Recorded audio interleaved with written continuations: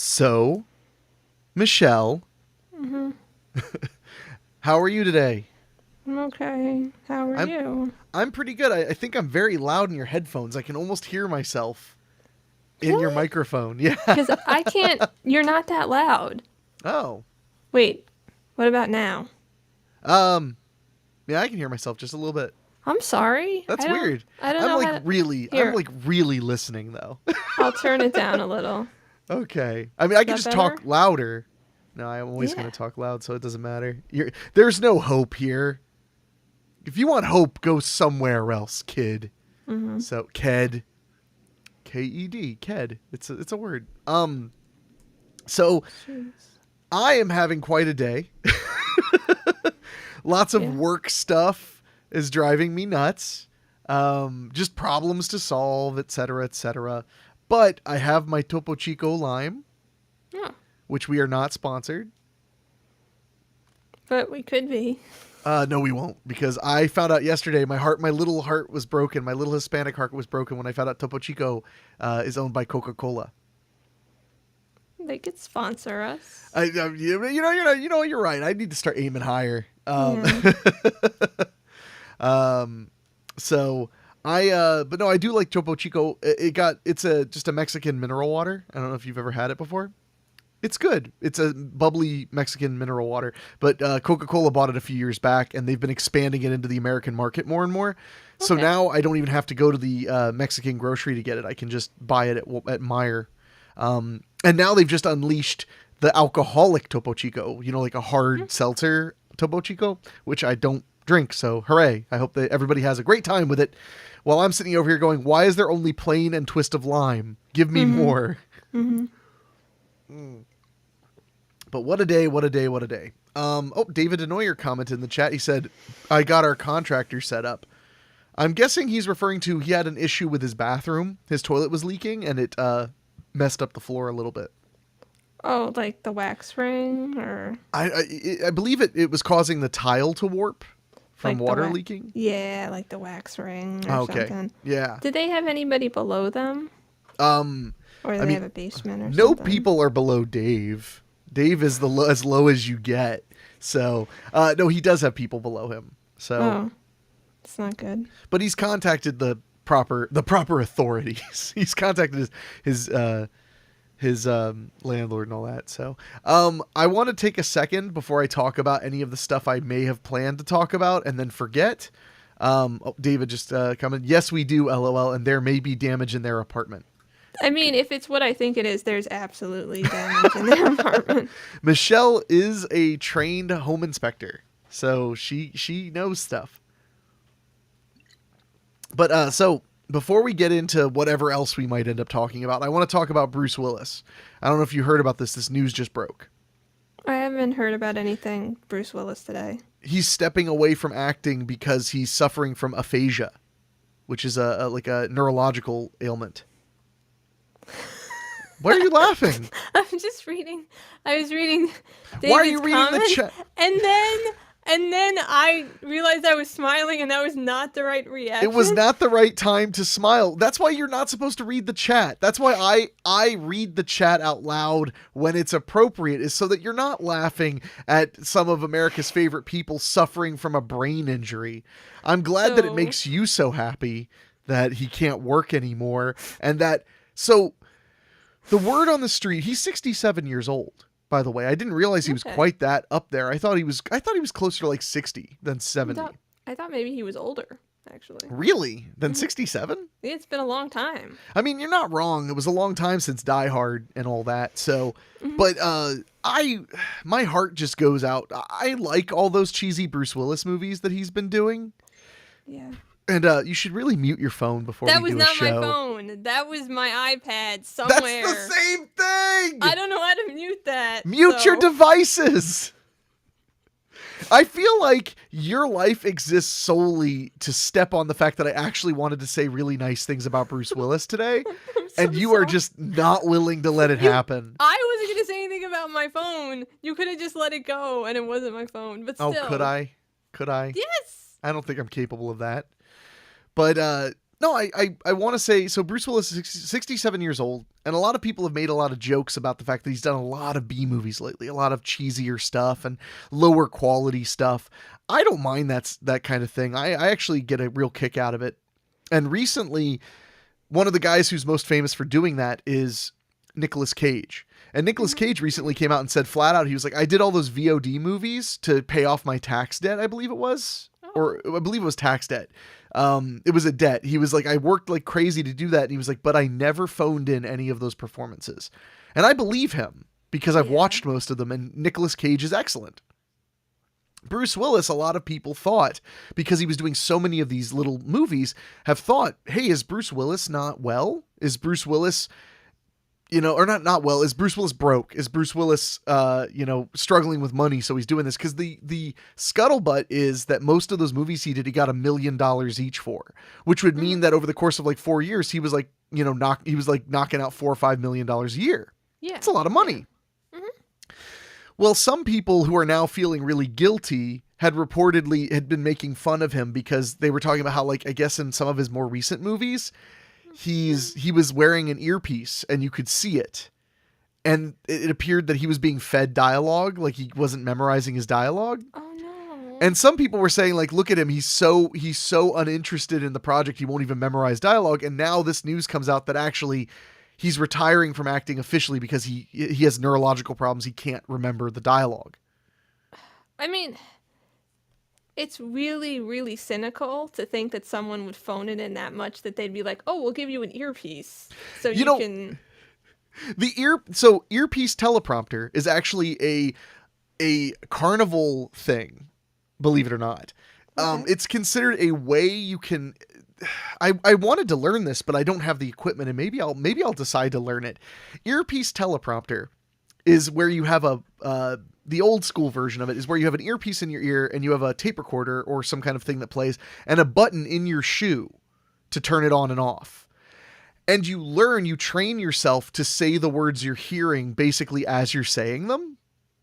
Yeah, I know how to do that. Yay. And then what happens is you can become the ultimate carny salesperson because whatever is for sale, you have the entire sales pitch. You're just talking and talking, and you just pause it when people ask a question, or you pause it when you're whatever. Why are you making those faces? What is happening? Why am I not doing this? I don't know. Why aren't you? I don't know. Can you really say exactly what you're hearing as you're hearing it? I don't know. I think so. But okay, we're testing this right now. I don't want to test it. Oh man. Okay, because I could read from this, and you could just try to read at the same time as I am. Do you want to do that? Yes. Okay, but it's okay. Yeah, it's embarrassing. Perfect. Here we go. You ready? I'm ready. Maybe. The 67-year-old actor's family shared the news on Instagram Wednesday, writing alongside a photo of him on their Instagram feed. You actually did a good job with that first sentence. Yeah, then I got scared. That's like, you know how when I would do like the Uncle Henny campfire stories and I would like not slip up for like a paragraph straight or whatever. Mm-hmm. People were always like, wow, how do you do it? It's like, I stopped caring.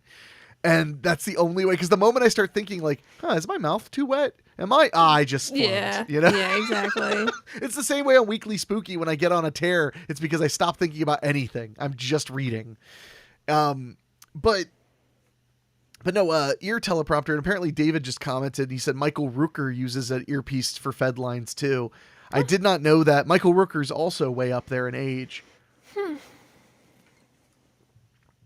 But now the word on the street, which is not official so far, is that he may have been doing all those movies just to cash in before, because he was having health problems, so that he could just cash in before he had to retire.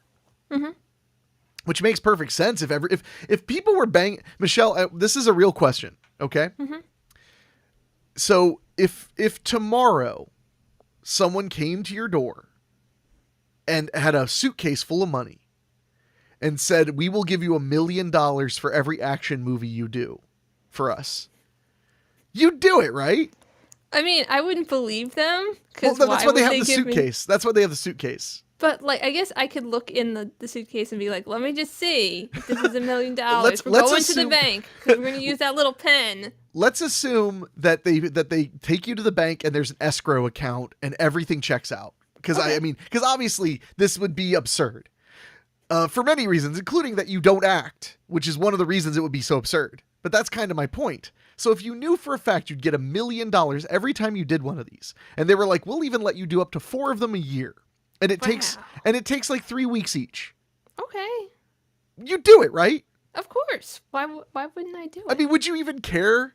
Would you care about being embarrassed or anything, or would you just be like, no, I'm going to go do this? This is like an excellent opportunity. I'd care, and also I'd try really hard to do the best job that I could. I believe that. But my point is that you're not you don't consider yourself an actor. You don't. Well, I'm an actor now. Well, yeah, damn right, a professional one at that.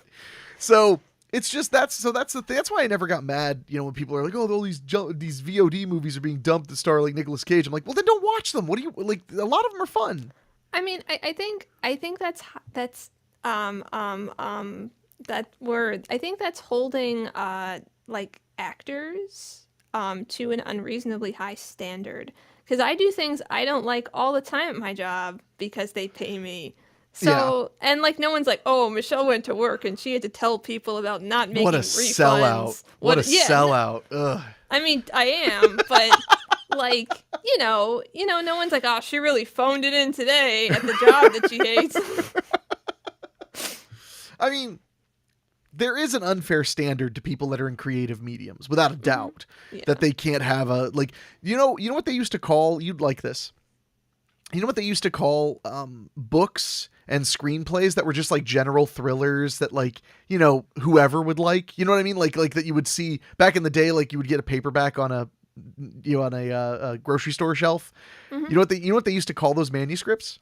I feel like I knew of a name, but I don't know. They called them pot boilers. Oh. Because they'd keep your stove on, because you'd write them to pay your bills. So they called them pot boilers. But the funny thing is, there's an entire segment of the world that love pot boilers, because they're just simple, completely lacking in any desire for, I hate to put it this way because it sounds like I'm being negative, but no desire to be for integrity, no desire to be brilliant, just to be interesting and accomplish the very basic goal that they set out, which is to like give you a thrilling story. But now you can actually talk to people. I've talked to people who, like, when they list their favorite types of books, they say like, I really like, I like adventure, I like fantasy, I like romance, and I really like adventure thriller pot boilers. Because it's become its own thing because it's so simple in its execution. So I've always had like a soft spot in my heart for the concept of pot boilers, let alone the literal pot boiler. I mean, my favorite things, sometimes you've probably noticed this about me. Like, I collect young adult horror novels. Mm-hmm. They're not written tenderly. They're not written with, 5 months of rewrites and notes and this. A lot of them are written in like 3 weeks. They're like experiments for the writers to see if they can write something good that quickly. Yeah. And in fact, I was watching a documentary piece about R.L. Stine about when Scholastic sued R.L. Stine because they became convinced there was no way he was writing all the books that he was delivering, but he'd contractually agreed to write all of the Goosebumps books. Sure. And to this day, he claims he never used ghostwriters. And the funny thing is, if you want to hear like the most stupid, like businessy fucking word phrase you've ever heard, here's why Scholastic was like, you must be using ghostwriters, because they were like, you're writing like one book every month for us for the last 40 months and the quality's gone down. You must have hired someone else. You don't think maybe he's just tired? You don't think maybe he's running out of ideas 40 fucking months in a row? What? Right? Like, what do you think is happening? Like, what do you... I mean, like, am I crazy, or is that sounds fair, right? That sounds like a fair statement. I mean, I couldn't do anything. I don't think I could do anything that I like to do creatively. 40 of them every month, like a totally new thing. Yeah. No, and make them good. Well, in his defense, of that 40, 4 of them were Monster Blood books. Wow, okay. It's 36, so like 37. Yeah, no. Yeah. I mean, as long as they're you know, I mean, like, what are you going to do? Like, Well, what do you want? Do you want books or do you not want books? Well, and to this day, R.L. Stine, no writers have come forward, and stop reading the chat. I'm not We're talking about R.L. Stine now. You're going to show respect to someone, finally. Okay. But no, R.L. Stine had other books like Goosebumps 2000 and these other offshoot books, which were allowed to have ghostwriters. Okay. But they weren't marketed as written by R.L. Stine. They were marketed as R.L. Stine's Goosebumps, whatever. Yeah. R.L. Stine's this, R.L. Stine's that. No ghostwriters have come forward that wrote straight Goosebumps books. Only the ghostwriters have come forward that wrote those other books. Okay, yeah. But most of it was because most of those people used nom de plumes. They used fake names when they were writing the pot boilers, really. I mean, they were writing the goddamn pot boilers for teenagers and kids. So it just, and just to remind you, there was a time when R.L. Stine would write one Goosebumps book and one Fear Street book every month. So he'd spend 10 days on the Goosebumps book and 15 days roughly on the Fear Street book. He claims Goosebumps books got easier to the point where he was writing them in like 8 days, 7 days sometimes. But he said the Fear Street books took longer. Yeah. Oh, he admits that he has a formula. Well, I mean, how else are you going to write a book that fast? Yeah. Like, of course you have. It's like, okay, we have to set this up, and then a bad thing happens, and then the person does this, and then, like, I get it. And none of that's bad. No. Like, that's just. Well, plus, he would also, he also was famous for not giving the main characters much description. Like, he wouldn't describe them very much at all. And people used to be like, what a lazy thing to do, blah, blah, blah. And he was like, it's better for the reader. The reader imagines themselves.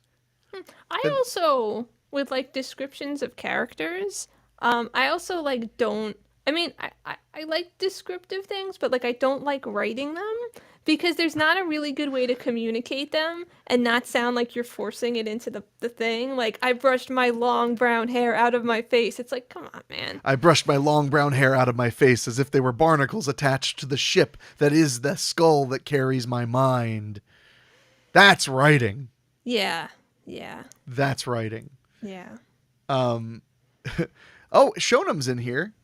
He said, finally caught another live stream. Good to see you, Shonam. Shonam, you might, I don't know if you remember talking to him a couple weeks back. Shonam used to listen to Freak Forum live back in the day. Back when live streaming was uncommon. When people were like, what are you doing? What was that face? Are you still checking your phone? No, David sent me pictures of the floor and I wanted to see. David, stop distracting my co-host. It's the only one I can afford. She shows up every week. Your wax ring is broken. I'll break your wax wing. Anyway, but no, that was for real though. So Scholastic sued Parachute Press, I believe, which was the company that R.L. Stine owned with his wife. That did all the Goosebumps books. Yeah. So, and speaking of pot boilers, by the way, R.L. Stine used his own real name, basically, on the books. He was mostly known by the name Jovial Bob Stine, because he wrote comedy books way before he ever wrote horror. Oh. So he used to go by Jovial Bob. Do you remember Eureka's Castle? Yes. That he was the head writer on Eureka's Castle. Really? In fact, remember when Batley would crash? And he'd like crash when he tried to fly. He'd crash and he'd go, I meant to do that. Yeah. Bob Stine. Like I know. Oh, Bobby Stein told me. No, but R.L. Stine said that came from his son learning to walk. Aww. He would stumble and fall and then stand up and go, I meant to do that, because it would make everybody laugh and it made the kid happy, to make everybody laugh. So that's where Batley crashing came from. Aww. I meant to do that. But R.L.'s life would completely change when a publisher friend of his came to him and said, I am having trouble with an author that I work with. It was Christopher Pike, who's another amazing young adult author, who uses a fake name. I am having problems with this author. I need this book. They're not that hard to write. Would you write one? And he's like, I could try. And she was like, look, you even have a title. It's The Blind Date. Just go do it. So he went off and wrote it, and then it sold a ton of copies, and he made a bunch of money. And she was like, you want to do it again? And he was like, okay. And he just kept doing it. But then he really hit pay dirt when Goosebumps came about, because that was when he started selling crazy amounts of books. I think he sold 400 million books which is extra interesting because he made like 400 books. So like he's like almost at a cool million a book average. It's pretty good. Yeah. I Yeah. guess. So speaking of good, there's Chicano on Doggo Cam. He's having a nice doggo nap. He's doing his flat and pointy routine. He's all pointing in one direction, like all his legs, his tail, his nose, everything. So, but no, so I love R.L. Stine. The end. So Bruce Willis, for those who just tuned in or whatever, Bruce Willis is suffering from aphasia, which is a disorder of the brain, and he's going to be stepping away from acting officially, which I'm bummed about because I've always liked Bruce Willis. Yeah. I've heard very mixed things about what he's like to work with, but mostly positive. So I've heard he's got a little bit of star attitude, you know, like where he knows what's best to do for his character and stuff.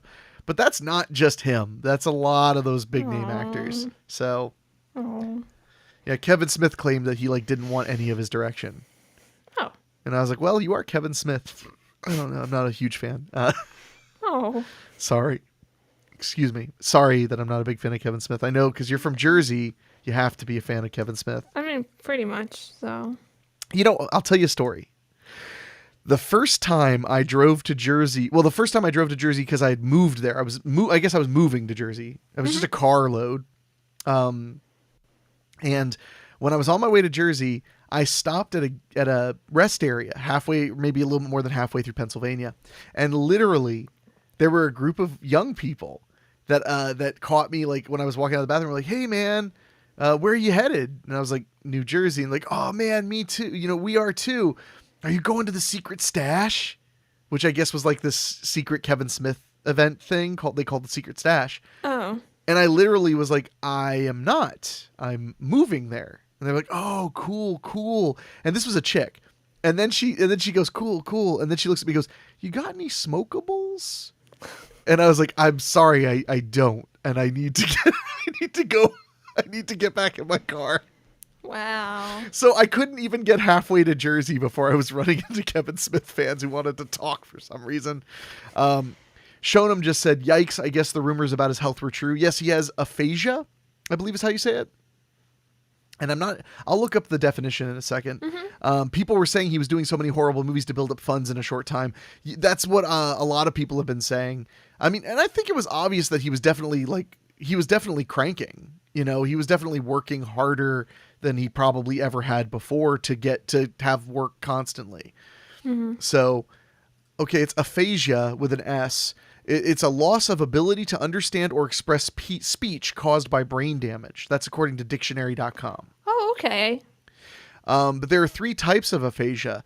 There's Broca's aphasia, Wernicke's aphasia, and global aphasia. All 3 interfere with your ability to speak and or understand language. Holy shit. Shonam says 41 films since 2015. I had no idea it was that many. I thought That's a lot. I thought it was more like 25. That's a lot. That's incredible. Okay. I couldn't find a better example of aphasia right away. But yeah, so it's basically, it affects the speech portion of your brain. So, Makes which sense. would make it hard to be an actor. Like very hard. So, but it's also just like sad, like a guy like Bruce Willis, you kind of assume he's going to kind of be in movies forever. And he might pop back up. He might, you know, like do some low stress stuff because it's not as bad depending on how bad his ailment is. Because a lot of these old timer guys, when they get to be in their 70s and 80s, they retire and then come back and then retire and come back. But they don't come back to do like, you know, 15 movies. They come back to do like a part in one movie. Yeah, like a walk-on thing. Yeah, something. David Denoyer said, "I hope that Razzie guy is feeling like shit now, but probably not." The Razzies are the insult Oscars. They're where you give awards for worst performances and stuff. Apparently, Red Letter Media, who is a staple of YouTube, and they're really cool dudes. But apparently, they had said the thing about like he can't even memorize lines, so he's just using an earpiece because he doesn't care. And I'm betting they feel really bad. Yeah, they probably feel really bad. So, Shonam said he has 8 movies in post-production right now. Wow.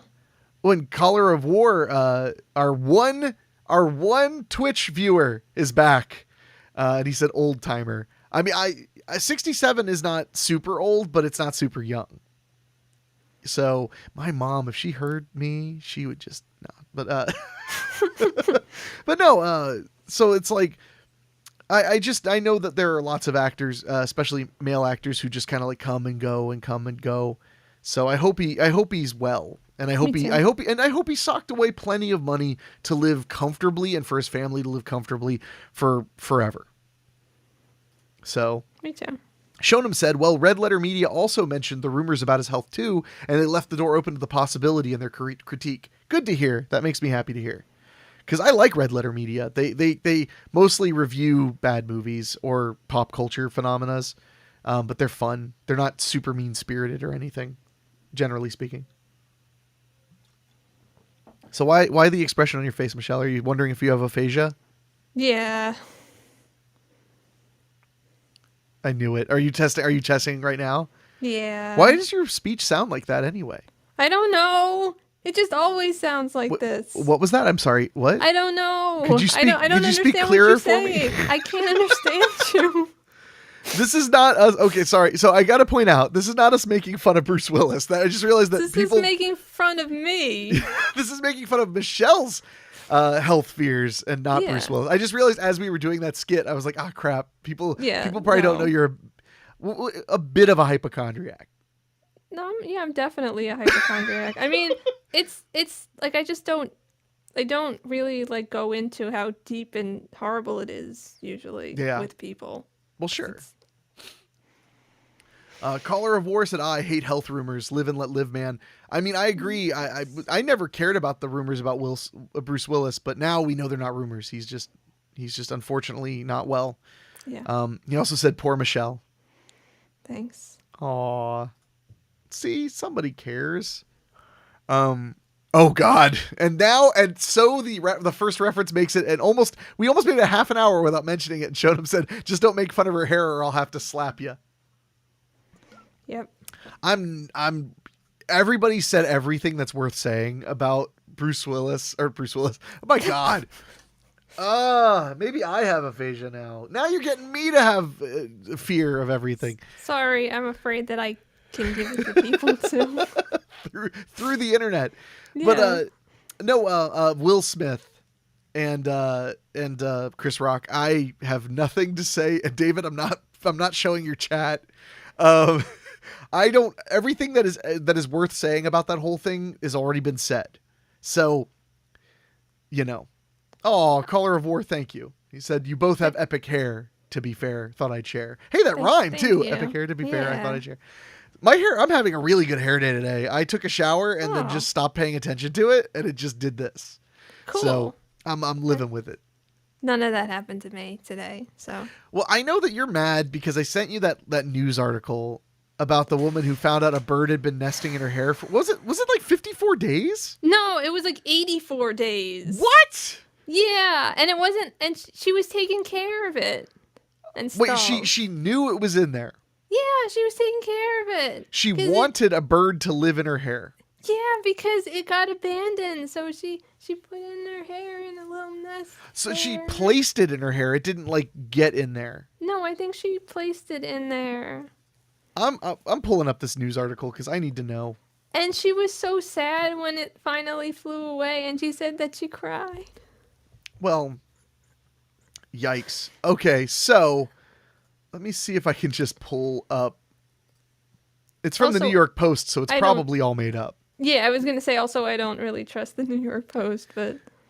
Okay, it says, this article from the New York Post says, a bored and homesick English woman living in Africa became a human nest for a weakling finch for nearly 3 months. Each day he made little nests in my hair on the groove of my collarbone, which filled me with awe. Hannah Bourne-Taylor, a London-based photographer and copywriter, told The Guardian this week. He'd tuck himself under a curtain of hair and gather individual strands with his beak, sculpting them into a round of woven locks resembling a small nest, then settling inside. She continued, he would allow it to unravel when he was done and start again the next day. Oh, so it didn't sleep in her hair all day. It just did that once a day? That's weird. That's even weirder. The That other is thing I weirder. understood. Now I'm confused. You got it. You got it when it was that a bird was just living in her hair. Yeah. Now it's like, why? What? Now it's just her friend? She does have a whole lot of hair, Yeah. so that's nice. I bet you could get a bird to live in your hair if you really wanted. I think, like, I was thinking about it, but they, like, poop a lot and stuff. Oh, I mean, all the time. And, but if they didn't, or maybe I could, like, make a nest out of my hair and then line it with, like, saran wrap. So Okay, so then you just have to clean up poo-covered saran wrap. yeah, you just take it out and you put another one in. You could probably just put newspaper in there. I mean, it's bird. Saran wrap is gonna be cleaner because nothing's gonna go through. But they could slide right off the saran wrap though. Yeah, but it's like a bowl shape, so Okay. it's gonna. Okay, get that. Caller of War said they cannot control their bowels. I think they just claim that so that I think they can. I mean, every time I wash my car, I feel like they absolutely have full control of their bowels. But I don't know much about birds. Michelle's supposed to be the resident bird expert, but she's kind of slipping today. I'm pretty sure that they actually can control their bowels, and a lot of times they will poop before they take off. But then that I don't know. So. Good talk. Good talk. So we're 30 minutes in. I haven't even talked about the thing I was going to talk about. Oh, Color War said, I wash my car because they cannot control their bowels. Fair. That's fair. So I am on a diet. I'm trying to eat better and feel better because I turned into like a wastebasket during the lockdowns. And then I got even worse after I actually had long COVID for 6, 7, 8 months, whatever it was. So I was just like, open my head and just throw trash right inside. So I'm trying to eat better. But it's always hard to talk about to Michelle, who has perfectly healthy eating habits. It must be so nice to have such healthy eating habits, to wake up in the morning and choose vegetables just because that's who you are. Must be so nice. No, because they're expensive. So I just think about how if I was rich, I would eat so many more vegetables. I would just have all the vegetables, and they'd be in my house, and then I'd make salads all the time. Do you think if you ate, if you were rich, do you think you'd actually spend money on the vegetables, or do you think you'd still be cheap? I think I'd still be cheap. well, I think I could get like one more vegetable a week. Okay. Like one more kind of thing. Like, what would it be if you could have that? It'd be different every week. And I'd just be like, oh, I'm gonna get peppers. They're like $3.85, but I can still get them. Caller of War just said it's because they have a rectocoprodial sphincter, which means they go all they go all at the same time whenever. Yeah. And then, I like his follow-up, which is, but anyway. Well, I appreciate the science lesson, and I hope I butchered it mostly, but not entirely. So, man, so you're saying you'd be like living in peppers if you were rich right now? Yeah. A pepper? Yeah. I just had a poblano pepper the other day. It was so good. That's good. I've been mostly just making Mexican food that has no animal products and minimal bad shit. Mm-hmm. It's just mostly rice and vegetables. Color War just said, I'm into birds, man. What can I say? Hey, I have no shame in that. Birds are cool. Yeah. If you ask me questions about Nicaraguan cigars, I could just go on forever until everybody has died of boredom. And they would. They would die. They would literally end your life. If I sat here and told you about Nestor Plasencia's farm for like 15 minutes, everyone would die. It would be so sad. It would be like Heaven's Gate all over again. So anyway, I was like, favorite bird though. Sorry. Oh yeah, Caller of War. What's your favorite bird? I wonder. I would like to know that actually myself, because I feel like there's two ways this could go. Either he obviously definitely has a favorite bird, mm-hmm. or it's one of those things where once you get that deep into birds, you don't do favorites anymore. Like it's like I don't have a favorite. I just like to classify them. Oh yeah. A swallow. Oh Sorry. goodness, the Sea of Madness. Oh God, welcome to my Friday evenings. More cigar talk. Poor Keith. So your favorite bird's a swallow? Oh, you were saying what he said. Yes. Oh, stop reading the chat, Michelle. Sorry. See, I it get was an confused. accident. And then he put, and no, not a euphemism. I'm British, and that's where they rule. That makes sense. Oh, Parker Woodley said, Michelle! Hi. Hi! Hi. I wanted to give it the right energy because it was very energetic Yeah. statement. Is that a friend of yours? I hope so. I almost spit lime Topo Chico all over my computer on that one. Thank you, Michelle. You're welcome. My goodness. So, but no, so I guess to go back to my, Parker Woodley said, nope, I'm an enemy. I finally found her. Oh, man. Oh, and they're on Twitch. Mm-hmm. You have an enemy on Twitch. Yay. I like how Caller of War said, hello, fellow Twitcher, Parker Woodley. They're going to like form a little subsection now because it's like, whoa, 2 concurrent viewers on Twitch. My account's going to like explode when I get my email that tells me how the stream went. Yeah. It's just going to catch on fire. It's going to be like, whoa, you've never had this many Twitch viewers at once. 2. I streamed to Twitch like almost like a, like I just have to, like it's required by law. It's like, well, if you're going to be live on multiple platforms, you got to throw something to Twitch. So I do. But, I mean, I thank you for watching, tuning in, hanging out. Yeah, Caller of War, 100% increase. You can't argue with numbers like that, kids. You just can't. Shonam said, I was trying to find the Twitch channel without asking for it, but Google and other avenues are coming up blank. That's because when I started my Twitch account, I named it Campfire Henny for the Uncle Henny's Campfire Stories, and then didn't really... I ended up stopping doing that series because it was just woof. It was just too much. Isis Chen, she just said, hi guys, good luck with your diet. I'm on a diet too. Thank you so much. I'm just not eating animal products regularly. It's like a once a week type deal. I'll eat some meat and cheese or whatever. And I'm avoiding wheat. You know, I'm just eating like whole grains, like, you know, oats and corn and stuff like that. So, and I'm trying to limit the amount of oil I use to like 1 serving of oil a day. So, Yeah. this is not as intense as the other times I once lost, by being really intense when I was mentally in a place where I didn't have to eat for joy all the time. I remember I lost, it was 85 pounds in 3 months. Wow. Yeah. And then my gallbladder was like, nope.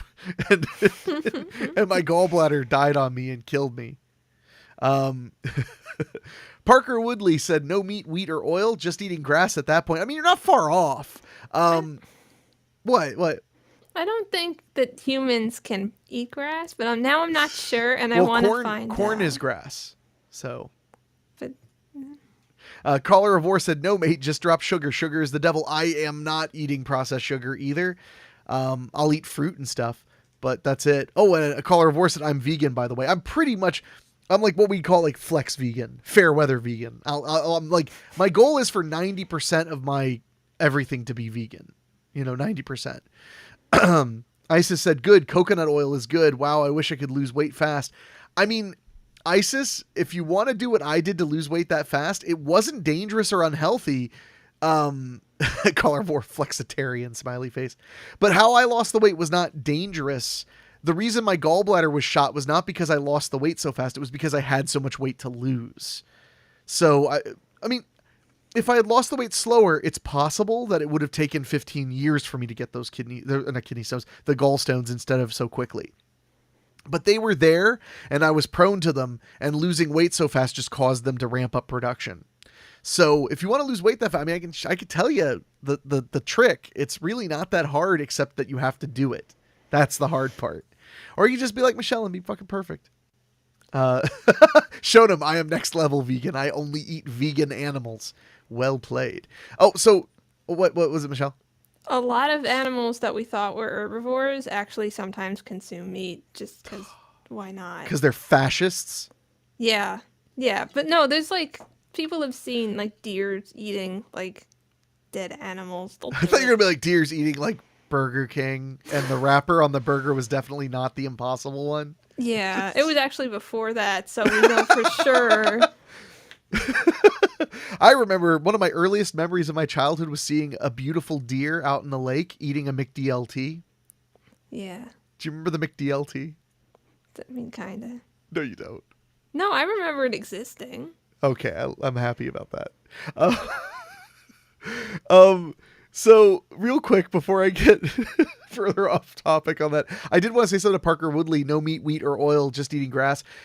Pretty much. I mean, it's like I'm eating corn and beans. See, this is one of the bonuses of being, loving eating like Hispanic food all the time, is that like Hispanic food, especially Mexican food stuff, Hispanic food and Indian food are like really easy to veganize. Like they're really easy. Like you ditch 2 ingredients and they're vegan now, and they're basically the same. Don't get me wrong, though. I'm not going to pretend that, like, oh, yeah, when I eat beans and rice with, just the beans and the rice and the corn and a little bit of pepper and hot sauce, I'm not going to pretend that that is, like, as good as when it's, like, slathered in fucking sour cream and stuff. I'm drooling now. I have not eaten yet today.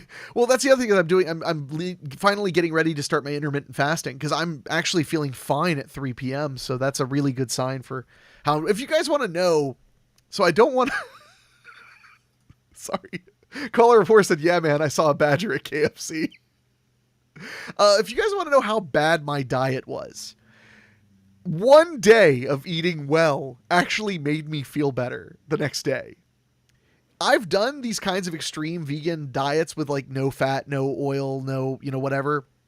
I've done them before, and it took like a week to feel like, wow, this is changing me. This time around, it took a day, and I was like, hey, I already feel better. I was embarrassed, to be honest. I was like, oh man, I'm a emotional eater.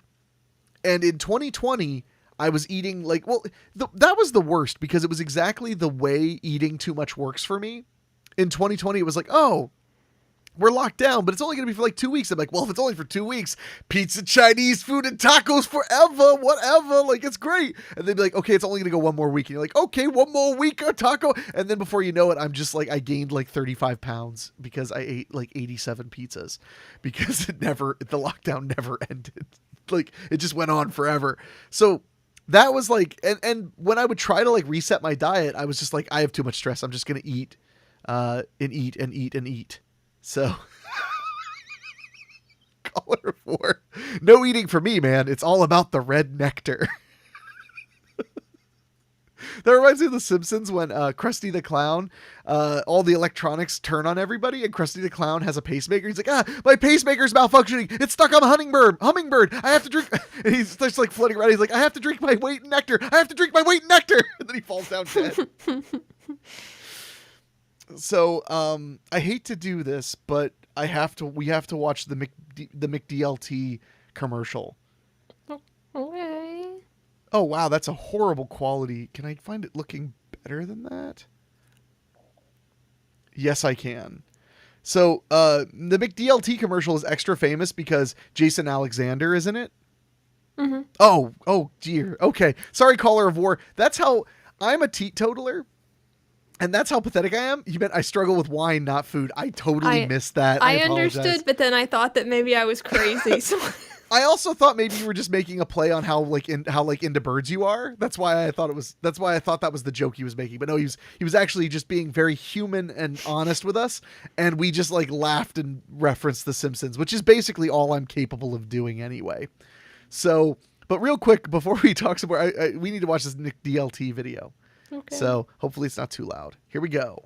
Hey, you say you're getting tired of lettuce and tomato hamburgers in this town that don't quite make it? Yeah! You say that just once you'd like your hamburger hot and your lettuce and tomato cool and crisp yeah. all at the same time? Yeah! I love how it's George Costanza before he was George Costanza. Lettuce and tomato hamburger, the McDLT. The McDLT. It's not a terrible idea, and I mean I like the idea of having more styrofoam garbage, but everything else about it I don't like. Like, I think the people in this commercial are just so happy though. And I wish I was as happy as anyone in any given commercial. yeah. What about like the ones about medicine for depression? They're so happy at the end of that commercial. Are you kidding? They're not happy. They're like, now I can kind of manage slightly better.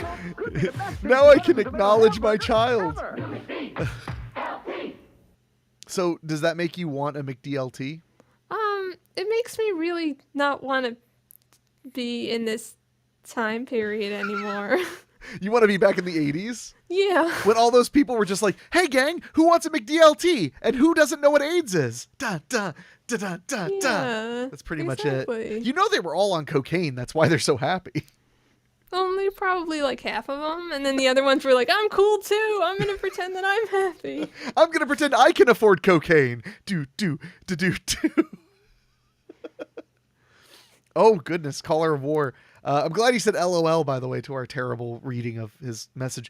He said, never seen a McDonald's like that. I've seen bigger Oreos than McDonald's hamburgers.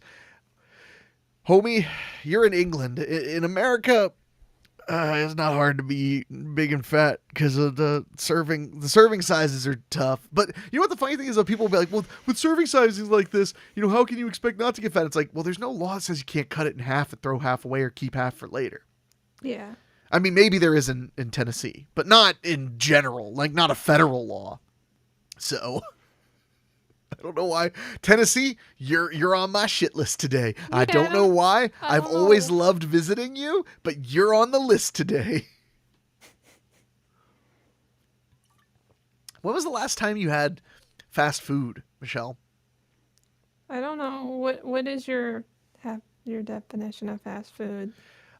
From like a fast food restaurant, like a McDonald's or Burger King or a Chick-fil-A or a Caller of War just said, what happens in Tennessee stays in Tennessee.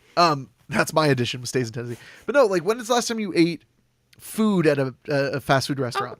Oh, one time I went to Dunkin' Donuts and I got their like little like fake sausage thing because everyone was like, oh, the plant-based really one? Good. Yeah. Yeah, it was pretty good. I went there and it was so scary because I went in the drive-thru and they just like gave it to me and I was like, did you guys not cook this? Like, what happened? You're like, it's so fast. You're literally like the people in that remember that movie I showed you, The Founder, about McDonald's? Mm-hmm. How they'd be like, here's your food. He'd be like, what? And they'd be like, your food. He'd be like, that can't be. I just ordered it. And they're like, and now here it is. It was like, but I just ordered it. Yeah, and it's done. Mm-hmm. That was you. Exactly what happened. Yeah. That's great. I remember that time that I really wanted to get us ice cream. So we went to McDonald's and you immediately dropped your ice cream cone like down the side of your car, or the outside of your car. And the lady was like, let me get you another one. You were just like, this is why I never do anything or leave. Yeah. That's pretty much what you said. Yeah. I was like, damn it, Michelle. We're screwing up getting a McDonald's ice cream cone to celebrate having a nice summer day. Yeah. We're doing such a bad job. Everything we're doing, poorly done. Mm-hmm. Yeah. Yeah. Gosh. I'm sorry, Michelle. But wait, so when was that? That would have been recent, right? Yeah, it was maybe maybe in 2020. Whoa, you went to a drive-thru in 2020? Maybe 2019. Doesn't sound like you. Okay, that sounds yeah, like because the Dunkin', I guess, but it was a Dunkin' Donuts back then, maybe. That I went to like ever since things have been like they are now. They have this crazy. Every time I'm in that strip mall, like the line for their drive-thru is like 20, 30 cars all. Yeah. So it was definitely before that because I wouldn't have gone in that line. I feel like the first fake meat, I don't want to say craze, but the first fake meat rollout that started with the Whopper and everything, I feel like that was in 2018 or 2019. Yeah, I guess I'm trying to remember like why I was over there because I mean that's where the Aldi is, but I don't know why. Like what meal was that? Like was I coming home from something? I don't remember. So. Inquiring minds need to know this. So Michelle, this is a question for you. Caller of War said, "How did you two meet?" I feel like it's important. I'm going to leave that up, actually. It's important that you answer this question now, because I usually answer this question the few times we've talked about it on the show. Oh.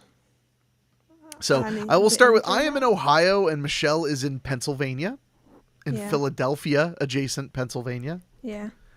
So go on, Michelle. Tell the story of how we met. We met on the internet, basically. That's not really That's accurate. how I met you. I didn't have a cool story. We had mutual IRL friends. Yeah, but I didn't meet you through them. Not real. Yeah, they just told me to write you. Wait, those pricks, they said that they were like, "Oh, we'll tell Michelle that, you're a good friend, like we want to and that you're going to say hi." Maybe they did, but I still met you on the internet. On MySpace. Yeah. Sorry, that's how we boom met. arm's acting weird. So so I'm trying to remember. Did the first time we meet in person, did I drive to your house in Central Jersey? Was that the first time we met? I think so. Yeah. No. Yes. Because I know one time you came over and I made us spaghetti. Yeah, that could have been the first time, actually. You went to there's a guy from the internet's house? Like... Well, I did know people that he knew, so it's not like... Oh, that's good. That's good. They were like, he won't kill you. But, yeah, maybe I don't know. I feel which like one was first. I can't remember which one was the first one. Uh-oh. Now it's getting dangerous. Grave Rob said, MySpace. Wow, was she in your top 8 friends? You were on my top 8. You were in mine too, but I don't remember anyone else. Well, you had 7 friends total, so it worked out. Yeah, yeah. Thank you, Caller of War. He's like, it seems memorable for you, Michelle. I was introduced to Michelle because my buddy at the time, Josh, his girlfriend worked with you at Hot Topic. Mm-hmm. And they were just like, you need to meet Michelle because she's a weirdo and you're a weirdo. So weirdos are supposed to meet. That's what weirdos do. Yeah. So then they played me Sidewalks, your album, which you can find Michelle's albums at everyoneexceptme.bandcamp.com, except it's accept, not accept like love me, but everyone other than me. Everyone except me. You should call it everyone other than me. That would have been easier. No, because people already say that and stuff. Everybody but me. Uh-oh. David Denoyer just jumped in. Michelle, do you have any worthwhile Hot Topic stories? I mean, probably. It's not like it was that cool. People stole from us. Like, they were kids. There was a lady who would not leave because I refused to give her the sale price because she had already bought something weeks before. And she was like, I wanted to get the sale price on this. And I was like, we don't do that. And she, like, wouldn't leave. And then nobody backed me up, and I was really sad. And I tried to get help, but no one would help me. And it was bad. But the one thing I really remember, which is really strange, but I guess speaks to me as a person, is there was in the back of the Hot Topic, like, I think it was like in the bathroom, there was a drain on the floor, and it started to smell like sewer. And everyone was like, oh no, what are we going to do? And I was like, I can fix it. You just pour the water down the hole and it'll stop smelling, but I didn't know why, and now I know why. Why is that? Because there's a trap down there somewhere, and the water in the trap had just dried up because we don't put water down there ever. So that's it. I'm done. Let's see. Caller of War said, like a gravitational force for cool people. Yeah, let's call us cool people. David Denoyer said, did Hot Topic prosecute shoplifters? I don't know. You don't know? I didn't catch any. I just know that people stole from us. It would be like, we'd have like these hit and run shoplifters where they'd like come and they'd like take all the stuff in the front of the store and be gone before anyone even noticed. It was not a great area. When I was working at Spencer's Gifts, which is basically like the mentally challenged cousin of Hot Topic, when I worked at Spencer's Gifts, we prosecuted all shoplifters regardless of the cost of what they stole. Wow. Are you reading instead of listening? Yeah, but I heard what you said. Stop doing that. It's really hard. Well, just stop. Okay, but that's ridiculous in my opinion. Or maybe No it's way. good. No, fuck Yeah. those people. They were Yeah. my favorite. So my favorite story. I've told this one before, and I may have told it on the show before. But my favorite experience at not a Hot Topic at Spencer's Gifts was this kid tried to steal something, a bracelet or something, and we caught him. So they detained him. Now he doesn't know that he can just leave. We can't actually hold him. But we tell him like, hey, you stay here until the guy gets here. And they usually do what you say. Yeah. But when the mall cop gets there, he can detain them. So the mall cop comes and detains him, and we call the police to come and to get this kid. He's probably like 17 or something. And I'm up front at the store folding t-shirts. And his friends that were with him who didn't steal anything but they were traveling with him, are all standing by the entrance, like not in the store, but just outside. And I'm folding and they're like, excuse me. And I'm like, yeah. And they're like, how long is this going to take? And I'm like, I don't know, as long as it takes for the police to get here. And he was like, whoa, you're calling the police? And I was like, yes, he stole something and that's a crime. So the police are going to come and take him. And they were like, well, he's our ride. And I'm like, not even remotely my problem. Like, I get a better friend. So, so that's my one favorite Spencer story. But I wasn't allowed to catch shoplifters. Only supervisors and management can catch shoplifters. But what I could do is be like, I'm pretty sure I saw that guy take something. And then they would follow him and watch until they can confirm it. Yeah. And they were never wrong, because they never said, excuse me, what's in your pocket, unless they saw it happen. Yeah. Yeah. So they were never wrong, which was nice. And corporate Spencers would pay your hourly rate for you to go to court to testify against them. Cool. Yeah. Craig Cohen says, hey, Henrik, hey, Michelle, so you two both were playing live shows around when you met. Did you guys go to each other's shows or ever join each other on stage? That's not completely accurate. It's actually Michelle's fault I ever got on stage for the first time. I'm sorry. Do you remember that? Yes. I hoped you would. Where was that? Where was that place? Was that at Drexel? I think so. Yeah, I think it was yeah. Yeah, Michelle got me to play my first open mic with my ukulele. I think it was like 3 songs a person or something like that, or 2 songs. Yeah, it was one of those. It kind of depends on the week, so it could have been. It was fun. I was very nervous, and I had fun. So, but I attended Michelle's shows a bunch when I lived in Jersey. I saw you at Asbury Park at that vegan cafe that actually never served me my food after they charged me for it. Yeah. Oh, that was a horrible experience. The show was fine, but the vegan cafe, I was like, I paid like $11 for a sandwich I didn't even want, and then they never gave it to me. Well, at least you didn't get it. At least since you didn't want it, you just supported them with your money. I remember thinking on the way home, because on the way home I stopped at like a McDonald's and I was like, I'm getting like a double Big Mac because fuck you, veganism. You think you can mess with me? Caller of War said, do you have the concept of a citizen's arrest in the U.S.? We do. It's a pretty specific thing, though. I believe they have to commit a felony for you to use citizen's arrest in the U.S. But yes, we do have citizen's arrest here, and we have guns, which I enjoy. Shown them when I worked at Walmart, we basically just watched shoplifters and were told to just watch and follow them till they left. That's a thing, like observe and report. Not like the movie, but like the that's a saying, observe and report. Oh, Craig, that's cool. Craig Cohen says, I worked at a Spencer's too in the mid 90s. That would have been peak Spencer's time. Because that was when the store was like a third sex toys and a third like hot chick posters and a third officially licensed Paramount merchandise from Star Trek.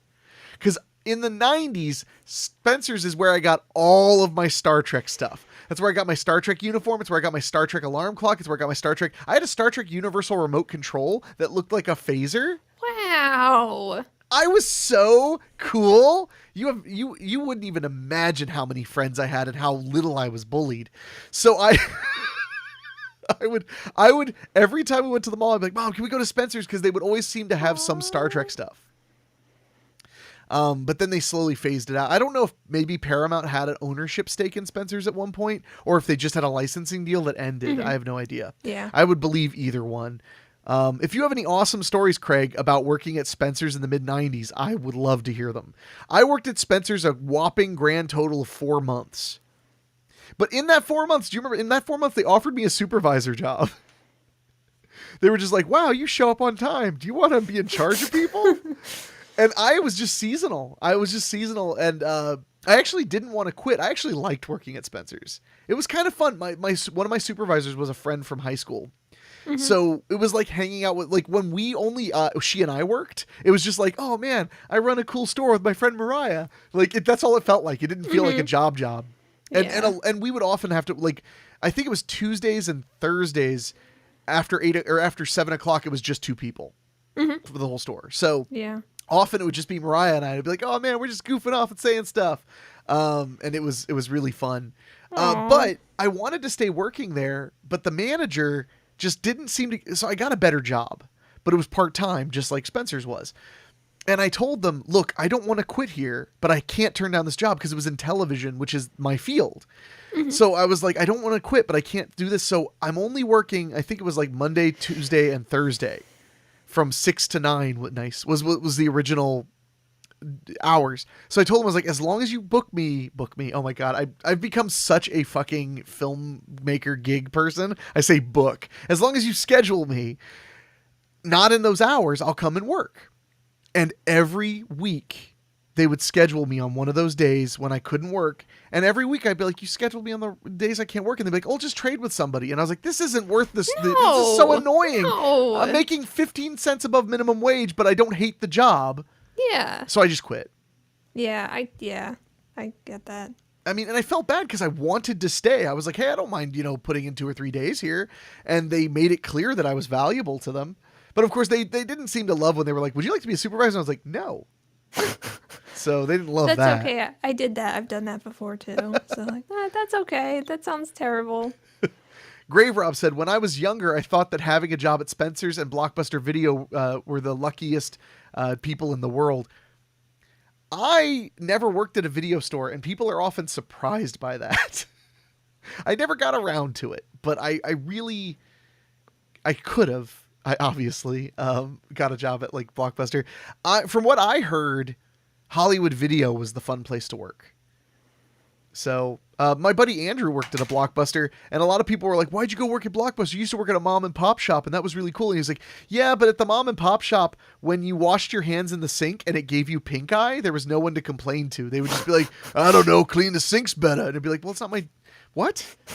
But when you go to Blockbuster, you're like, the bathroom gave me pink eye. They're like, holy shit, what? Like, we'll do something about that. Mm-hmm. So, Caller of War said, oh man, we need to talk about Picard. So, I haven't watched the new season of Picard because I'm a cheapskate, so I'm waiting until the full season is done releasing. Oh, right. Yeah, because you got to get... And then I'm going to watch it all at once like I did last time in 2020. But I loved that first season of Picard. I know there were a lot of missteps and a lot of, like, blown opportunities. It wasn't perfect. But for my Trekkie heart, it made me so happy. It made me feel the nostalgia and the love. So I let go of the bad parts. But it's not, I mean, it could have been worse. It could have been Star Wars. Sorry, I'm not into modern Star Wars. But I'm very, very, very into Star Trek.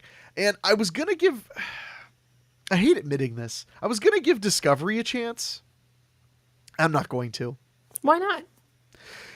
Because I don't like, I know that shows have politicalness to them. Mm-hmm. And Discovery has been accused of being very political. That's not why I'm not watching it. Good, because I'm trying to remember the first season, like, if it was political or not. But so I was like, okay, whatever. It's fine, but whatever.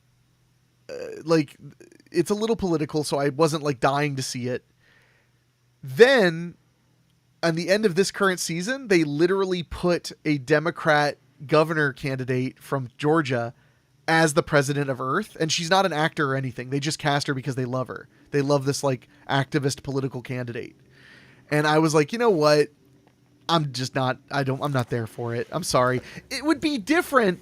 It would be different if they were in show business or if they were an actor or something. But she's just a politician, and I don't want to see. I want to escape the shitty world of democracy when I watch Star Trek. That's why I watch Star Trek. There's no democracy. It's a beyond democracy concept. That's my opinion. I'm sorry. Like, watch a couple of episodes at least. At least like have, because I'm not saying that I like loved it, but at least have a opinion based on evidence. I mean, it's not what's more evidence than that, though. It's not anything at all. I mean, that's a weird choice. That doesn't mean the show's bad. No, but it means that they're showing their political hand. They're showing who they support. Okay, but don't you think that everybody has political things? Yes, and if you keep it somewhat, if you keep it smart, then it'll actually make a point and interest people. And if you don't, then it'll alienate people.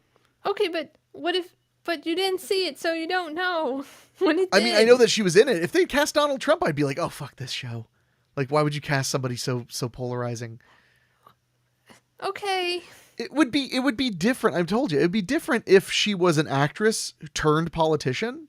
Like if she would actually have been cast regardless, but she was cast specifically because she's an activist. So I was like, you know what? I might watch like an episode when I get my thing. Just like give it a shot, just so you can have enough an actual opinion based on the show and not based on like the politics of them supporting a very specific political movement. Yeah. I'm sorry, like no, just I told you it wasn't a perfect reason, but it just checked me out because I used to love subversive content. Mm-hmm. And lots of people like subversive content that makes you think, but not when it just beats you over the head. That's why I've become burnt out on it. Okay, but you haven't seen it, so you don't know if it does. I understand what you're saying, but all I'm saying is they showed their hand so heavily that it's making me resistant. Okay. That's all I'm saying. All right. But Caller of War said, yeah, true Trekker here, not a Star Horsian. That's pretty funny. Shonem said, I felt like Picard was a horrible bastardization of the spirit of Star Trek, but I'm a diehard old fan. I don't know, because I got really into DS9. Where they were allowing it to get a little dark. So I don't know. We'll see. I mean, I will say there were plenty of problems with Picard. But overall I liked a lot of what they did, but they also made it really dark and really sad. So that is not the funnest thing in the world. Dark, sad stuff. Grave Rob said, Picard season 2 is getting political as well. I don't want to tell you the plot, but it goes there. I'll give it a shot. Zip Hansel mentioned I heard about Stacey Abrams. That's who it was. Stacey Abrams was the name of the lady. Color of War said, as a Trekker, I watch and support all Trek. That's fair. I do regret not watching Enterprise when it was on the air, but I had no reason not to. I just didn't for some stupid, like there was no reason. I just never got around to it. And it was good. It was really good. I watched it, 10 years later, and it was great. Mm-hmm. I love Enterprise. Zip Hansel makes me sad, and I agree. Well, thank you. I appreciate it. So that's one for me, Michelle. This is a competition. So welcome to the democracy everybody seems to love so much. No, you're not wrong, Michelle. I should watch a couple episodes so that I can see if it's awful. Yeah, exactly. Grave Rob said Star Trek is supposed to be about a show about hope. It's supposed to be a show that it's supposed to show us that the future is bright and that we've moved past all this modern day political crap. I do agree. I don't agree. You don't agree that they should be pushing that it's not about pushing modern day political crap? No, but no, but like, I mean, I think in Star Trek, Earth has kind of moved past all that, but you see that happening with other alien things, and you see that happening between those people on Earth, the Earthicans. Yeah. Well, and Earthicans. Well, I'm never going to deny Star Trek. It was not ever political. Yeah. But my problem with the way things are political now, a lot of the time, is that it's not subtle. It's not to help the story. it's to be an activist and not to be a storyteller. You can do both. Gene Roddenberry was incredible at doing both, at having a very progressive political ideology that he stood by, and also making a show that made you see his good points and didn't make you feel like you were being talked down to or preached to. George Romero, same way. I mean, Night of the Living Dead, Dawn of the Dead, Day of the Dead, those movies didn't feel preachy, even though they had very strong political undertones, some of which I completely and utterly disagree with, but they're my favorite movies of all time. So that's, I don't know. I'm a bad person, and I should have never spoke about this, except now everybody's engaged like heavily. Craig Cohen got back to us about Spencer's. He said, yes, worked at Spencer's and Franklin Mills Mall, now called Philadelphia Mills, and a shop called The Perfect World on South Street, which was just like a Spencer's. Sold lots of trippy type items to stoners. Loved all the Star Trek items and Doctor Who. That he added to stoners. Cohen said, Picard season 1 was great, just rushed the ending a lot. Yes, I agree wholeheartely. When they kind of established the end of Picard, I felt like I had missed a whole episode by some of the character changes they had happen. They just felt like they hadn't prepped for them yet. Like they just kind of made that decision, like, and we're going to end with everybody like this. And that was it. Mm-hmm. Yeah. Like there was some missing frames kind of between. One of the weirdest ones that really bugged me was they had 7 of 9, and forgive me, I don't remember all the character names. They had 7 of 9, and one of the female pilot characters, or one of the female people from the ship, like they had them like embrace and like kiss or hug. They showed that they were romantically involved. But I never heard them talk to each other like until they revealed them in love. So it just annoyed me because I was like, do you think we could watch them fall in love, please? Like, I would like that. That would be interesting. Not just like, the problem is then it felt like it was for the sake of it. It was like, no, we're just doing it for the sake of like a lesbian relationship being shoehorned at the end. It's like, no, you could milk so many great episodes out of building up that they're in love with each other. And instead you just have them fucking embrace like that. For what? For what? Yeah. It just was bad storytelling.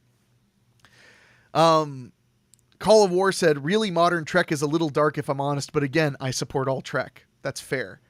Okay, Shonam said, DS9 got dark, but it was sort of an exploration of paradise forced into war. Picard is a show which acts like paradise was always shit and sucked and makes the Federation look evil at its core. You're not wrong. It's extremely dark. But DS9 did make them look pretty dark at times, especially with I think it was Section 41 or Section 31, the secret organization that the Federation founded to just like assassinate people to keep the peace. Oh, yay. Who don't answer to the Federation at all. They're just in the charter. There's like one little thing that says Section 31 or whatever will never be infringed or whatever, and that's it. But I agree that Picard's like super duper dark. I feel like I can appreciate that they feel like maybe they did everything they could with Trek kind of being a perfect world, so they gave it like a little bit of dire consequence. But I do agree. I mean, luckily it doesn't paint the old Trek bad. You can still watch the old Trek.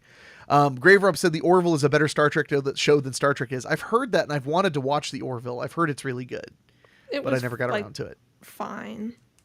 Did you watch both seasons? No, I watched some episodes and then went, okay, that's enough. You need to watch all of them if you're going to have an opinion. Hey, that is not what I said. You haven't watched one episode of Star Trek, whatever the hell that Star Trek is. I'm evil. Shonam said the Orville is good, but the first season is real hit or miss, which in and of itself is very Star Trek of it. That's a fair point. That's a really fair point. And then Caller of War said, I love Star Trek because it shows how socialism could work. Perhaps controversial in America. I don't know that it can show how socialism can work because they don't seize the means of anything. Star Trek is a world where you don't need socialism because there is basically no scarcity. You don't need economics if there's no economy. When you have a machine that provides an infinite amount of energy and can turn energy into matter, what is your economics? Where is the economics? The idea that it's socialism, like how much tax do they pay? They don't pay tax because they don't have money, because there's no value inherent in certain things except like dilithium crystals. So the only things that become valuable are the things that cannot be replicated. That's why in Deep Space Nine, they established latinum gold-plated latinum, which, Michelle, I don't know if you remember gold-plated latinum. Latinum is a liquid metal that cannot be replicated.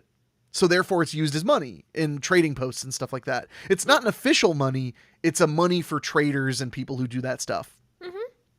But my favorite thing about latinum is it comes in strips, slips, and bars. You know, like those are the denominations. Mm-hmm. And at one point, one of the Ferengi characters, he loves latinum because, you know, they're obsessed with money. He's holding his latinum and he's like, isn't it amazing to think that pressed between these two pieces of worthless gold is the most valuable commodity in the universe? Like, they actually put it in gold to make it solid because gold is worth nothing. Mm-hmm. Which I think is hilarious. And I love it. Oh God, Zip Hansel said, preach. I'm going to not preach. I got to be careful. David Neuer said, can we keep this conversation on Hard Rock Zombies? We can't talk about Hard Rock Zombies. I'd have to show Michelle Hard Rock Zombies and then we wouldn't have a friendship anymore. Oh, hey, Caitlin Gray. Thank you. She said, hi guys. Hope you're all well. We're pretty good. Star Trek, they turned the Abrams movies into a TV series. Oh my God. You get out of here, Keith. Get out of here.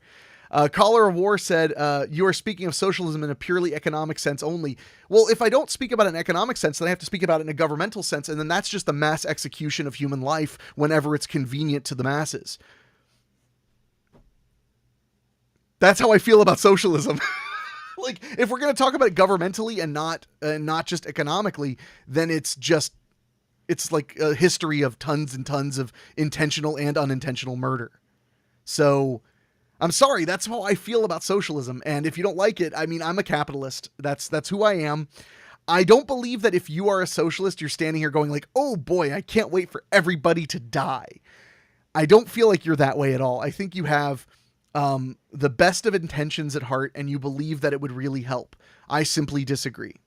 That's all. I simply disagree. I'm an anarchist. I believe there is no government like no government.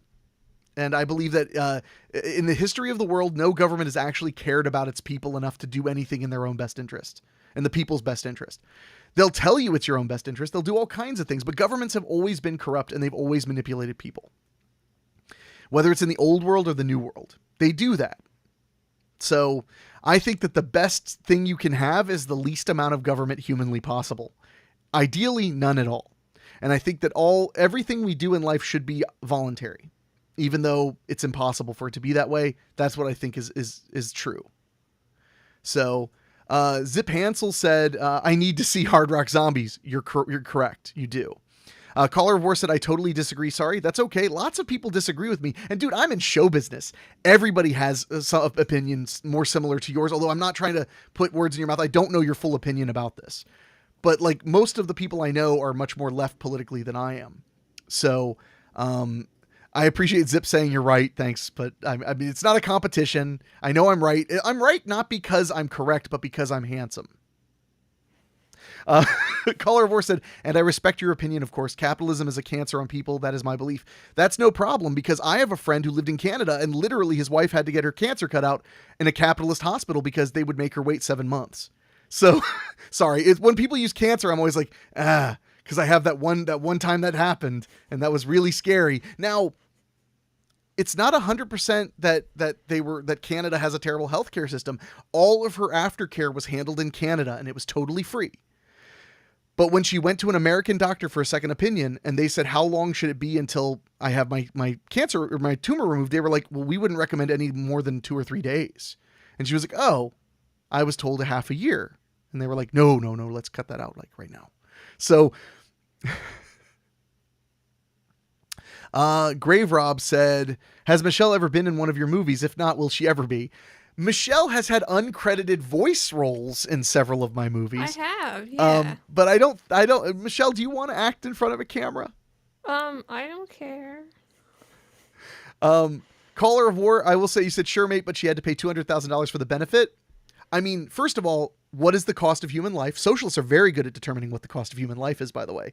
They're happy to be like, oh man, it's going to be $18,000. Let's just starve them. But, I'm sorry, I'm being extra bullying.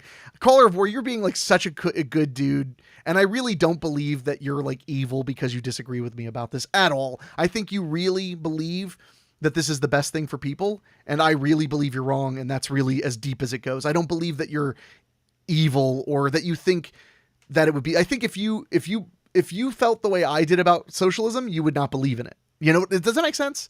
Like, I think if you thought socialism was all about like killing everybody, you wouldn't be into it, is what I was getting at. But she paid $20,000 for the benefit, and there are no debtors' prisons in America, so you can be in as much medical debt as you want, and no one's ever going to arrest you. And when I had my surgery, no, Michelle, no, I'm just kidding. What were you going to say? No, you can finish up your thought. When I had my surgery without health insurance here, it was actually cheaper than having insurance. I mean, it was actually cheaper because I was allowed to shop around and price shop for my surgery. So it was a lot cheaper than it would have been. And the hospital even told me when I was negotiating my price lower that they would never refuse me service due to lack of ability to pay. So there you go. Anyway, you were going to say something. I really want you to say something because I'm talking about stuff I usually don't talk about on the show at all. Yeah, which I'm not going to talk about because I still don't want to talk about it. Everybody's just being so nice and friendly, and I'm enjoying the conversation. Okay. I mean, no, I am, though, because Caller of War is being like the coolest guy about talking about things we disagree about. Mm-hmm. He's being so nice, and I was so afraid he was going to be like, whatever, out. And I would be like, I can't blame you for just piecing out, but I would have been bummed. What were you going to say? Oh, I was just going to say about the cost of cancer treatment, I guess the surgery. Mm-hmm. It's definitely not a like one of them is no money and one of them is some money, so one of them is better because like she had to wait in Canada if she was going to get the surgery, which isn't actually a good thing for cancer. You don't actually want to wait and let your cancer get worse and possibly metastasize yeah, and all that stuff. So like, I'm not saying, I'm actually just not going to say either is better, but I think that like you're talking about like a catch-22 here. You're talking about either you pay and you do it now, or you don't pay and you get it later. Like there are consequences both ways. Neither Absolutely. of them are actually a really great situation to be in. Well, and if cancer. Absolutely, and if I may say, my opposition to universal healthcare is down to the fact that I think some people feel like we can just vote to end human suffering and premature death and stuff. We can't. No matter what system we have, people are going to slip through the cracks and they're going to die, and it's awful. Yeah. That's just a true element of all of it. People are going to slip through cracks and they're going to die. And I hate it. And I do believe, to go back to Star Trek, I do believe that one day we will reach a point where we have what's called abundance, where we have plenty of everything because of technological advancements, and economy and economics will become very, very different. And it'll become a point where once scarcity has been eliminated, that's what Star Trek is about, by the way. When Earth joins the universe, the galaxy, whatever you want to call it, when Earth leaves its realm, all scarcity disappears. Therefore, war and hunger and famine and everything just ends. That's literally the story of Zephyr Cochrane, is that once the Vulcans landed on Earth, they were like, hey, you want to, let's show you what the galaxy's all about. And then all of a sudden it was like, oh, you guys need tannerite? We have tannerite everywhere because it's everywhere in space. And oh, you need, whatever, we have all of it. So that's really important. Caller of War said, I'm not, man, nor do I believe you are evil either. Thank you. I pay 1,000 quid. Is it quid? Plus in taxes, and it goes to people who can't afford healthcare and dentistry. I'm going to call bullshit that anybody's getting dentistry. Sorry, old bad joke about England. Dentistry is also relatively affordable, unless you need like severe things. But I walk around proud these people are looked after. That's great. It is still through theft that they're taken care of. But that's a whole other thing, is that the idea of taxation is a moral judgment. Keith Tomlin said, you always pay. Zip Hansel said, I've got to get back to work. Everyone have a great day. You guys are the best. Thanks, Zip. You're a sweetheart. Appreciate you, man. Caller of War, nobody here in the UK has refused healthcare when they are in need. I'm very proud of that. In America, people are not actually refused healthcare the way that it's depicted. It's just not true. I'm being dead serious as somebody who make my living as an independent filmmaker and I don't make enough money to be able to afford insurance and I don't make enough money to be on Medicaid, they don't refuse you because you can't pay. Not on a life-saving procedure. Ever. A lot of people will refuse to go to the doctor because they believe they can't afford it and they believe that it will bankrupt them. But there's no debtor's prisons. You don't go to prison for not paying your bills. Not in America. So the penalty of debt to live, I can handle. I can handle it. But I see what you're saying. I guess if I didn't think that taxes were immoral, it would be a little bit easier to be on board. Like if it was voluntary, if we could all choose to pay, a certain amount of money to cover everybody, I would feel a little bit more comfortable with it. Also, our market-based medical system is one of the leaders in the world of innovation because there's a profit potential, which is really important to point out. Michelle, you say something.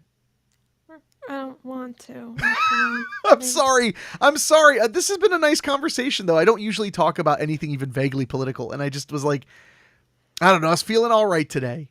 I actually had a really long day and a really not great day, and I actually feel better now because I got to hang out with everybody and talk. Sure, your stance is the reason USA exists, Tea Party and all that. It's true, we threw a lot of what was probably excellent tea into that harbor, but it proved a point. Probably a very important really point. It probably that harbor was a delicious. Not wanting to pay taxes is an American dream. We don't want to pay taxes and we don't want any goddamn kings or queens. That's really what we're all about as Americans. But the point, I'm not even that big of a nationalist for America. I like that we have a lower amount of interference in our lives, but it's still plenty. So anyway, I also like that we take more immigrants than basically anywhere.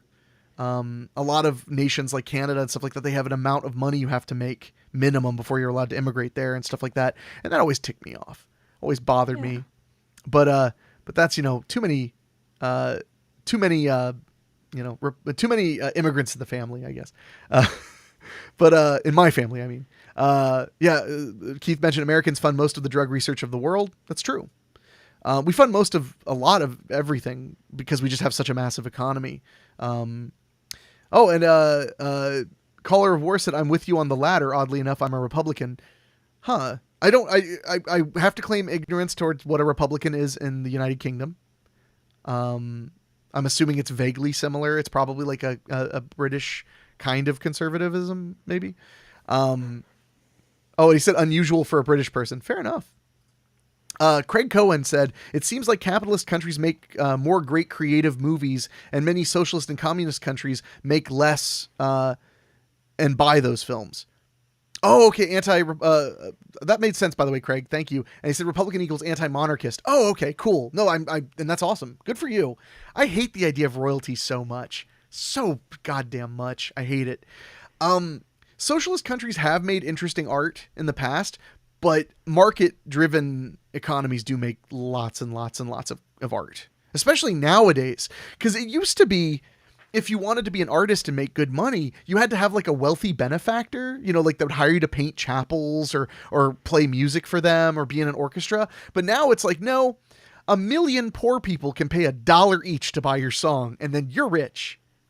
I like that. And that's a technological change involving the free market. That's not, Oh, well, okay, that's the obvious one, Keith. I wasn't going to go there, but Keith had to say, he said less freedom of speech. That is one of the reasons that market economies tend to have more art than planned economies, is because freedom of speech exists. I'm sorry, Michelle, that you're my friend and that you had to be a part of this. No, it's okay. But we should wrap it up. It is getting a little late, and I need to eat and stuff. But this was fun. I did enjoy it. I'm glad that we mostly talked about Star Trek. I'm sorry I'm a crazy, I'm a nut. I'm a crazy person. I don't usually talk about any of this stuff because I am insane. And most of my friends would agree. But you've all been awesome. I had a really good time. Michelle, why don't you close us out with your best example of what would make the world perfect? I don't think the world's going to be perfect ever. I think things are just going to get worse forever. They're not getting worse. They're getting better. No. Human suffering is at the lowest it's ever been in human history. Starvation is at Yeah. the lowest it's ever been in human history. I think the world is just about sadness. So, A funny sadness, yes. Sad sadness most of the time. Um, Caller of War said, thank you for the chat. You are both lovely as always. You are too, man. Sincerely, I hope you have an awesome day. I would kill for some fish and chips. I know that's like, oh, it's not a joke. I would kill for some fish and chips. It sounds so good right now. So if you have access, send it to me. Craig Cohen said, live long and prosper. I love you, Craig. Thank you. Keith of Sea of Madness said, yes, I agree. And he tends to attract other nuts. Oh God, that's true. And then Caller of War called you a doomsayer. But we should be back next Wednesday around the same time. I won't be out of town, so Michelle will probably say yes out of fear. I mean, if the world is still here. And there's the doggo cam. Chicano is not at all enthused by my my capitalist rantings. So, and Shonam said, glad I caught the stream again. Thanks for the good times. Thank you, Shonam. And it really is so nice to know you're doing well. And it's so heartwarming, honestly, to feel like, wow, you were around for when I used to live stream all the way back then. And now here you are now. Anyway, we're getting out of here for real. Thank you all so much. You're all really awesome. Michelle, you have the final word. No. Oh, that's it.